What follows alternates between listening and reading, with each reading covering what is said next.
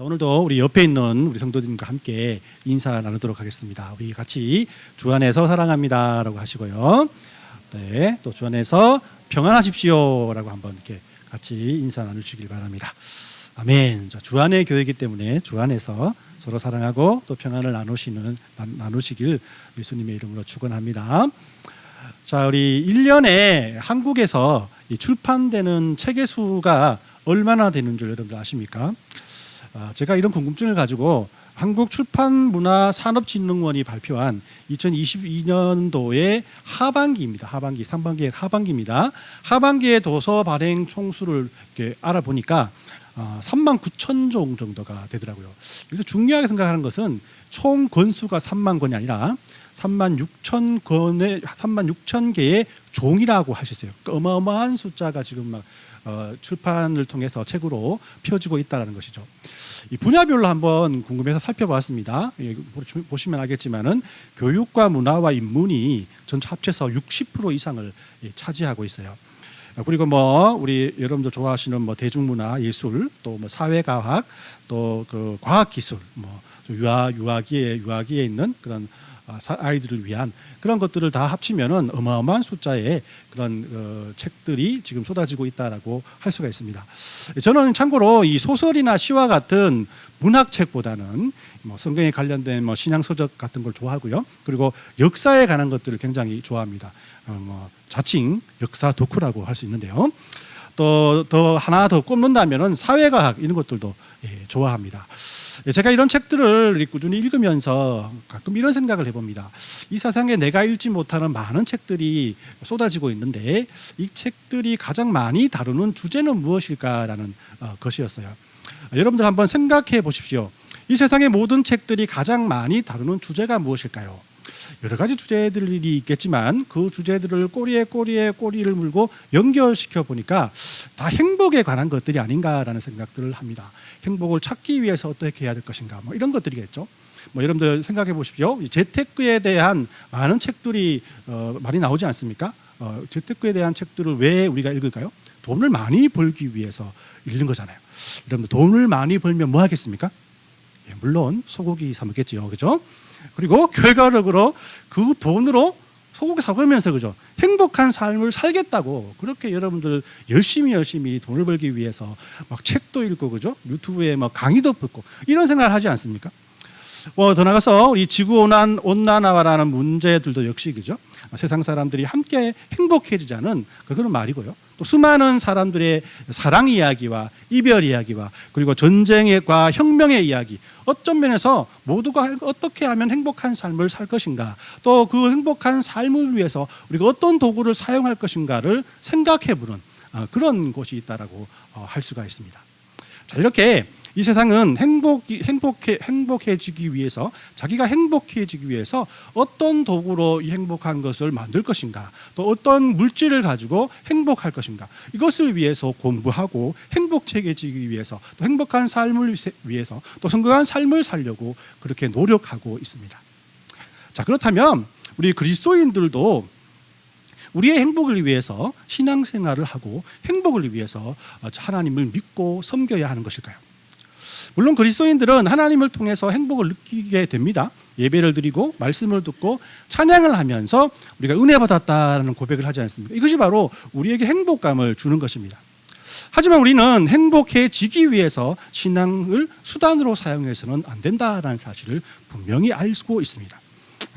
왜냐하면 만약 우리들이 행복해지기 위해서 교회에 나가고 행복해지기 위해서 하나님을 믿게 된다면 세상 사람들처럼 행복을 위해서 하나님을 도구로 사용하는 것과 동일한 마음으로 신앙생활을 하게 되는 것이기 때문이에요. 자, 이런 생각들은 신앙생활의 목적이 행복한 삶이기 때문에 혹여라도 자신이 생각하는 행복과 다른 결과가 나온다면 하나님에 대해서 기뻐하고 감사했던 마음들이 불평과 불만으로 바뀌게 될 것이고 심지어는 하나님을 떠나는 사람이 될 수밖에 없다는 것입니다. 자, 우리는 이렇게 세상적인 방법으로 하나님을 사용하며 우리들의 삶을 살고 싶어하는 유혹에 항상 노출되어 있습니다. 문제는 우리들은 왜 이런 위험한 생각들을 하면서 하나님의 자녀로서 살아가는 것일까라는 그런 고민이라고 할 수 있어요. 제가 이런 고민에 대해서 설교 시간을 통해서 여러분들과 함께 하기를 원하는 것은, 지난 시간 우리가 이 성경의 권위를 인정하고 신앙생활을 열심히 하기 위해서 그 신앙생활을 시작했다고 하면은 우리들의 믿음 생활에 가장 먼저 따라오는 유혹이 바로 하나님을 사용하여서 나의 삶을 행복하게 만들려는 그런 유혹이기 때문이라고 할 수 있습니다. 틀림없이 나만을 위한 행복한 삶과 성경에 말하는 행복한 삶을 택해야 할 때가 분명히 생기기 때문이란 것이죠. 자, 그러면 우리는 왜 이런 고민을 하며 살아가야 할까요? 하나님의 백성 되고 하나님의 믿음의 사람으로 살아가는 우리들이 왜 다른 한편으로는 이런 고민을 하며 살아가야 하나라는 것이에요. 그만큼 이 세상이 하나님을 인정하며 살아가기에 힘든 곳이기도 하지만, 또한 그만큼 우리가 하나님과 복음에 대해서 알지 못하기 때문이 아닌가라는 생각을 합니다. 그래서 저는 오늘 여러분들에게 두 가지 그 이유에 대해서 말씀드리고 싶습니다. 그 첫 번째가 바로 실제로 복음 자체가 세상적으로 약하기 때문이란 겁니다. 악한 거 아닙니다. 약하기 때문이란 거죠. 이 복음은 복된 소식을 말하죠, 그죠? 우리에게 무엇이 복된 소식입니까? 바로 우리가 하나님의 독생자 예수님을 통해서 구원받았다는 것을 말하죠. 그럼 성경이 우리에게 말씀하시는 구원은 어디에서 오는 것일까? 여러분들, 그 구원에 대해서는 로마서 5장 8절 말씀에 잘 나타나 있어요. 우리가 아직 죄인 되었을 때 그리스도께서 우리를 위하여 죽으심으로 하나님께서 우리에 대한 자기의 사랑을 확장하셨다라고 말한 거죠. 자, 구원은 우리들이 죄인의 삶을 살아갈 때 하나님께서 우리들을 위해서 독생자 예수님을 이 땅에 보내주셨고, 그분이 십자가에서 고난당하시며 죽으시고 다시 부활하셔서 우리들의 당해야 할 모든 죄를 해결해 주신다는 사실을 믿는 것이라는 겁니다. 우리들이 이 사실을 믿는 것이, 왜 이 사실만을 믿음으로 우리가 구원에 이르게 되는가? 요한복음 1장 12절 말씀 이렇게 또 말씀하세요. 영접하는 자, 곧 그 이름을 믿는 자에게는 하나님의 자녀가 되는 권세를 주셨으니라고 말씀을 합니다. 예수님께서 우리들을 위해 고난당하시고 죽으심을 믿는 믿음은 곧 우리들의 마음속에 부활하신 예수님을 영접하는 것인데, 오늘 말씀처럼 영접하는 자, 곧 그 이름을 믿는 자에게는 하나님의 자녀가 되는 권세를 하나님께서 우리에게 주셨기 때문이라고, 또 그렇기 때문에 우리가 이 사실을 믿을 수밖에 없기 때문이라고 말씀하고 있는 것이에요. 예수님께서 죄로 죽었던 우리들을 하나님의 자녀 삼아 주셨기에 우리가 구원받았다는 이 사실을 우리는 복된 소식이라 하여 복음이라고 말하는 것입니다. 그러나 이 예수님을 통해서 구원받았다는 이 복된 소식, 즉 복음이 실제적으로 세상에서는 아주 약해 보인다는 것입니다. 이런 생각들이 우리의 행복에 대한 생각들을 변질시켜서 자신을 위해서 하나님을 찾고 또 하나님을 자신의 행복 아래에 두게 되는 그런 그 삶을 살아가게끔 한다는 것입니다. 자, 오늘 읽은 본문에서 사도 바울은 표적을 중시하는 유대인이나 지혜를 숭상하는 헬라인에게 복음은 거리낌이 없고 미련한 것이라고 말씀합니다. 유대인들은 사회적으로든 정치적으로든 무엇을 증명해야만 믿는 그런 습성을 가진 사람들이에요. 그래서 예수님께서 자신이 메시아다, 하나님의 아들이라고 그들에게 증거했을 때 그들은 다른 것보다도 그 표적을 보이라고 예수님께 끝까지 요구하게 됩니다. 그리고 당시 로마의 식민지였던 시대를 살아갔던 사람들이기 때문에 로마의 영향력 아래에서 로마 사람들이 지혜를 추구하는 그런 그 습성을 따라서 많은 것들을 알면, 하나님에 대한 많은 말씀을 알고 하나님에 대한 많은 것들을 습득하면 그것이 바로 구원이라고 생각했던 사람들이 많이 있었기 때문이라 합니다. 그렇기 때문에 이런 근거 위에서 보면은 이 복음이란 것은 그 표적으로도 세워지지 않고 또는 지식과 지혜로도 세워지지 않는 그 사람들에게는 거리낌 없고 거리끼고 또 미련한 것으로 간주될 수밖에 없었다는 것이에요. 복음은 이렇게 처음부터 그리스 로마 세계의 가치관에 적합한 것이 아니었습니다. 이 사실은 지금도 마찬가지죠, 그죠? 힘과 권력과 승리와 성공을 원하는 사람들에게, 자신의 행복을 중심으로 살아가는 사람들에게 십자가에 못 박히신 그리스도를 전하는 것은 인간적으로도 승산이 없는 사랑이라는 것입니다. 자, 그래서 오늘 본문의 6절에서 현재 이 사실을 사도 바울은 이렇게 말씀하고 있는 것입니다. 그러나 우리가 온전한 자 중에서는 지혜를 말하노니 이는 이 세상의 지혜가 아니요 또 이 세상에서 없어질 통치자의 지혜도 아니요라고 말씀합니다. 이 말씀은 그리스도인의 행복에 대한 사고방식은 세상의 지혜와 이 세상에 없어질 통치자의 지혜와 다르다라고 말합니다. 여기서 우리가 살펴볼 것은 굳이 성경에서 우리들이 추구해야 할 행복을 오늘 말씀을 통해서 볼 때는 지혜라고 왜 말하는 것일까? 이것이 세상을 살아가는 방식에 대한 것이 아니라 이것은 이 세상을 살아가는 마음가짐에 바로 그 구원이 있기 때문이라고 말씀하고 있는 거예요. 자, 우리들의 마음가짐이 우리들이 어떠한 일을 할 것인가에 대한 방법을 바꾸지 않습니까? 그죠? 여러분들의 마음가짐 하나 바꾸는 것을 통해서 여러분들은 크나큰 행동의 그 변화를 느낄 수가 있다는 것입니다. 제가 어제 이 고향 친구들과 또 선배님들이 함께 은혜를 공유하는 단톡방이거든요, 저희가. 근데 거기에 올라온 제 친구의 그런 말씀을 우리 나누었을 때 받은 그 은혜들을 올려놨는데요. 그것을 한번 여러분들에게 예화로 말씀을 드리고 싶습니다.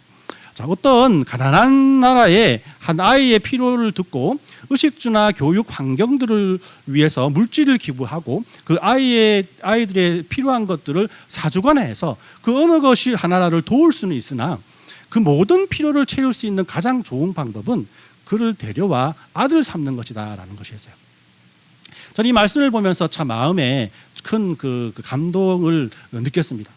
이 모든 것이 어떤 마음의 차이가 아니겠습니까? 그죠? 몇 가지를 가지고 도와주고 돈을 가지고 도와주고 또 그들을 봉사하는 마음으로 그들의 필요를 채워줄 수는 있지만 그 모든 그들의 필요를 모두가 채워주고 그의 필요들을 없애줄 수 있는 것은 바로 그들을 아들 삼는 것이다. 그를 가족 삼고 그들을 나와 같은 존재로 여기는 것이다. 이것이 바로 지혜라고 말씀합니다. 이것이 바로 우리의 마음의 변화라고 말씀하고 있는 겁니다.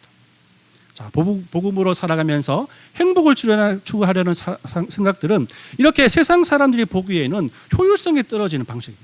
그렇기 때문에 이런 세상 속에 살아가는 모든 그리스도인들은 좀 더 구체적이기도 하고 논리적이기도 한 이 세상의 방식으로 살아가려는 유혹에 빠질 수밖에 없다는 것이죠. 자, 그러면 두 번째, 이렇게 약해 보이는 복음이지만 그 안에 감추어진 힘을 우리가 체험하지 못하기 때문에 또한 이런 유혹에 빠지기 쉬울 수밖에 없다라는 것이에요. 복음은 힘과 권력 또 승리와 또 성공을 바라는 많은 사람들에게 이렇게 미련해 보이기도 합니다. 너무 힘이 없다. 너무 어떤 그 사람들에게 활력소를 주지 못하는 것이다라고 말합니다. 하지만 이런 미련한 복음이 세상을 움직였다는 사실을 우리는 이미 잘 알고 있어요. 2000여 년 전 작고 작은 팔레스타인 지역의 한 동네에서 태어나신 예수님께서 우리를 위해서 십자가에 죽으시고 부활하시고 승천하신 후 믿는 사람들에게 성령을 주신 이후에 사람들이 서서히 변화하게 시작되었고 그 변화로 말미암아 사회가 변화되는 모습들을 우리가 성경을 통해서 분명히 발견할 수 있기 때문입니다. 자, 그 변화는 때로는 사람들이 인식하지 못할 정도로 약했다가 때로는 이 세상의 그 어떤 사람들도 막을 수 없는 걷잡을 수 없는 능력으로 커지게 되었음을 우리가 발견합니다. 소수의 사람들이 모인 초대교회가 이 복음을 믿고 따랐을 때 그들은 핍박을 받았습니다. 그럼에도 불구하고 믿음의 신앙 공동체는 자신들을 핍박하는 로마를 변화시켰고 지금 저와 여러분들에게 그 복음을 전해주기까지 이르렀다라는 것입니다. 자, 이렇게 볼 때 복음은 작고 미련하게 보이지만 그 힘은 무한하다는 것을 알 수 있습니다. 마치 작아서 눈에 보이지 않는 원자가 어마어마한 한 폭발을 만들어내는 원자폭탄을 만들어내듯이 복음은 보이지 않지만 나라를 바꾸고 민족을 바꾸고 사람들의 마음을 바꾸는 큰 힘을 가지고 있다는 것이죠. 그렇기 때문에 우리가 이 힘을 볼 수만 있다면, 체험할 수만 있다면 우리가 행복을 바라보는 시선이 달라질 수밖에 없다는 것이죠. 자, 그러면 우리는 이 힘을 어떻게 볼 수 있고 체험할 수 있는 것일까요? 오늘 본문의 9절 10절 말씀을 제가 다시 읽어드립니다. 기록된 바 하나님이 자기를 사랑하는 자를 위하여 예비하신 모든 것은 눈으로 보지 못하고 귀로 듣지 못하고 사람의 마음으로 생각지도 못하였다 함과 같으니라. 오직 하나님이 성령으로 이것을 우리에게 보이셨으니 성령은 모든 것 곧 하나님의 깊은 것까지도 통달하느니라 라고 말씀합니다. 여러분들, 복음의 실제적인 힘은 눈으로 보이는 것이고 귀로 듣는 것이고 마음으로 생각하지 못하는 것이라고 말합니다. 오직 성령으로 인해서 보이고 믿고 또 체험할 수 있다라고 우리에게 말씀하고 있는 거예요. 자, 우리가 성령을 의지하고 기도하고 성령을 의지하여 살아갈 때 복음의 위대함을 경험할 수 있다는 겁니다. 자, 바울이 이런 고백을 하는 이유는 그가 이 복음을 믿고 체험했기 때문이 아니겠습니까? 우리 고린도전서 후서를 보면은 바울이 우리가 고민하는 이 문제에 대한 답을 잘 설명해 준 것을 발견할 수 있어요. 제가 고린도 후서 2장 14에서 16절까지 말씀을 제가 한번 읽어드리겠습니다. 항상 우리를 그리스도 안에서 이기게 하시고 우리로 말미암아 각처에서 그리스도를 아는 냄새를 나타내시는 하나님께 감사하노라. 우리는 구원받은 자에게나 방하는 자에게나 하나님 앞에서 그리스도의 향기니 이 사람에게는 사망으로부터 생명에 이르는 냄새요 저 사람에게는 생명으로부터 생명에 이르는 냄새라. 누가 이 일을 감당하리요라고 말씀하죠. 자, 이 말씀은 여러분도 알다시피 로마 시대의 대도시에서나 볼 수 있었던 개선 행진을 염두에 두고 둔 그런 설명이라고 할 수가 있습니다. 로마 군사들이 전쟁을 이기고 승리하여서 로마로 들어올 때 퍼레이드를 하게 되죠. 맨 앞에는 전장에서 승리를 거둔 장군이 백마를 타고 많은 사람들의 행진을 이끕니다. 그리고 바로 그 뒤에는 전쟁을 치렀던 용감한 용사들이 바로 그 뒤를 따르죠. 그리고 마지막으로 그 전쟁의 그 병사들을 따르는 것은 전쟁에서 패해서 잡혀온 포로들과 또 거기에서 뺏은 전리품들이 그 뒤를 따르게 된다는 것입니다. 그때 대련변에 피워놓은 향들로 인해서 거리가 향기로 진동하게 되는 거죠. 바울은 그 개선 행진에 피워놓은 향기가 오늘 개선 행진이 있다는 사실을 많은 사람들에게 알려주시지, 우리 그리스도인들은 복음이 세상을 이길 것이라는 사실을 알리는 이 향기가 되어야 한다라고 우리에게 호소하고 있다는 것이죠. 자, 문제는 바울이 어떤 자격으로 이 개선 행렬에 참여하는가입니다. 우리들은 대체로 바울이 승리한 장소인 그리스도 예수님의 선두마차에 나란히 서서 승리의 행진을 한다라고 생각합니다. 하지만 바울은 자신이 승리한 군사가 아니라 그리스도에 정복당한 포로라고 말하는 것입니다. 그런 개선 행진의 마지막에서 예수님을 따른다라고 말하고 있는 것입니다. 그리고 결국 그 행렬을 따르는 포로들은 개선 행진이 마치면은 원형 경기장에서 많은 사람들 앞에서 죽음을 당하게 될 것입니다. 아니, 포로라니요. 내가 그렇게 열심히 믿었는데 하나님이 예수님의 포로가 되는 것이 행복이라고 우리에게 말씀하시는데 이게 말이 됩니까? 그리고 결국 원형 경기장에서 죽음을 당하는 것이 어떻게 행복입니까? 이렇게 반문할 수도 있습니다. 하지만 바울은 틀림없이 예수님께 정복당한 포로로 그리스도를 따르는 것이 그리스도인의 승리하는 삶이라고 우리에게 말씀하고 있는 것입니다. 그리스도인은 고난을 통해서 그리스도를 알리고 죽음을 통해서 그리스도의 승리에 동참하는 사람들이다. 이것이 예수 믿는 사람들이 추구해야 할 행복이라고 말하는 것입니다. 계속해서 바울은 말합니다. 실제적으로 이렇게 비참하게 죽어나가는 사람들이 포로이지만 우리가 성령의 능력으로 이 사실을 바라본다면 또 다른 행복을 느낄 수 있다고, 그리스도의 참된 행복을 느낄 수 있다고 그의 경험을 우리에게 말씀하고 있는 것입니다. 바울의 이런 고백은 성령을 통해서 그의 시선이 달라졌기 때문에 가능한 것이라, 성령을 통해서 그런 하나님의 은혜를 다시 바라볼 수 있는 능력이 있었기 때문이라고 할 수 있습니다. 예수님의 포로로 살아간다는 것은 세상의 시선으로 보기에는 고난의 삶이지만 예수님께서 어떤 분이신가를 안다면은 그것이 바로 포로의 삶이 아니라 바로 자녀의 삶이라는 것을 체험할 수 있다는 것입니다. 여러분들, 예수님은 그의 포로된 우리들을 먹을 것을 간신히 주면서 우리를 부려먹는 그런 분이십니까? 아니지 않습니까? 앞에서 제가 잠깐 말씀드린 것처럼 예수님께서는 우리들의 필요를 아시고 사랑으로 우리를 값으로 사셔서 우리의 포로를 만드셔서 그 포로된 우리들에게 모든 것을 채워주시기 위해서 자녀를 삼아주신 분이 예수님이시라는 것입니다. 예수님의 포로로 고생만 하는 것 같았는데 실제적으로는 천지를 만드신 하나님의 자녀로서의 삶을 누리는 것이 예수님의 포로로 살아가는 믿음의 사람들의 마음이란 것입니다. 매일매일 필요한 것들을 찾고 있었지만 실제적으로는 이 모든 것이 하나님의 자녀들의 것이라는 것을 우리가 체험하는 것, 이것이 진정된 행복이라고 우리에게 말씀하고 있는 것이에요.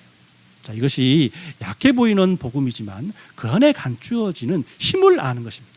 우리가 이 사실을 알 때 굳이 세상에서의 행복의 노예의 삶을 살기보다는 예수님의 포로로 살아가며 하나님의 자녀로서의 은혜를 경험하는 것이 더 위대한 선택임을 우리에게 보여주고 있다는 것입니다. 오늘 말씀을 정리합니다. 자, 여러분들께 한번 물어보겠습니다. 여러분들은 행복해지기 위해서 하나님을 믿으십니까? 아니면 하나님을 믿으니 복음을 알게 되니 행복한 삶을 살고 있음을 발견하는 것입니다. 여러분들 서로 비슷한 질문 같기도 하지만 이 차이는 너무나 큰 것이 아니겠습니까?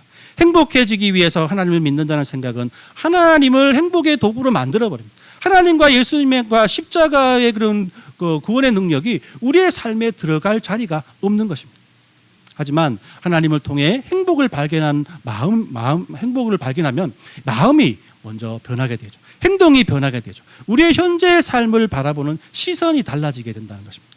이렇게 성경이 말하는 진정한 행복은 우리들의 수고와 노력으로 얻어지는 것이 아니라 하나님께서 주시는 성령님을 의지할 때 모든 성도에게 주어지는 하나님의 선물이라는 것이. 그렇기 때문에 우리들은 행복이 우리의 삶을 이끄는 삶을 살지 말아야 합니다.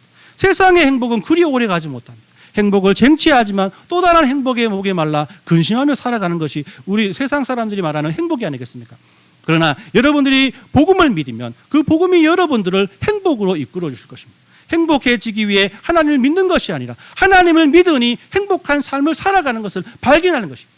복음은 이렇게 비록 약해 보이지만 그 안에 모든 것을 바꿀 수 있는 힘을 발견할 때 비로소 우리가 행복한 삶을 살아가고 있다는 것을 또 그런 행복한 삶을 사는 것을 우리가 경험할 수 있게 된다는 것입니다. 여러분들 오늘 있을 세가족 환영회는 이 복음이 행복을 이끈다는 이 사실을 인정하며 조안의 교회의 한 가족 되기로 작정한 분들을 함께 축하해 주는 시간입니다. 여러분들 인지상정이라는 말이 있지 않습니까? 기존 성도님들과 또 새가족들도 이런 하나님께서 주시는 행복으로 살아가는 인지상정의 마음으로 함께 축하해 주는 그런 시간이 될 때 참으로 우리 모든 믿음의 백성들이 믿음의 성도들이 정말 하나님께서 우리에게 주시는 새로운 행복감에 또 기뻐하며 감사할 수가 있을 것입니다. 자, 이번 한 주간은 이 주신 말씀을 묵상하시면서 행복이 나를 이끌지 않게 하시고 복음이 나를 이끌어가는 삶을 살게 해달라고 기도했으면 좋겠습니다. 주어진 우리의 삶에 하나님께서 얼마나 많은 행복을 주셨는지 곰곰이 생각하며 하나님께 감사하는 삶을 살았으면 좋겠습니다. 이 모든 은혜가, 이 모든 감사가 저 여러분들의 삶 속에 넘쳐나시길 예수님의 이름으로 축원합니다. 아멘.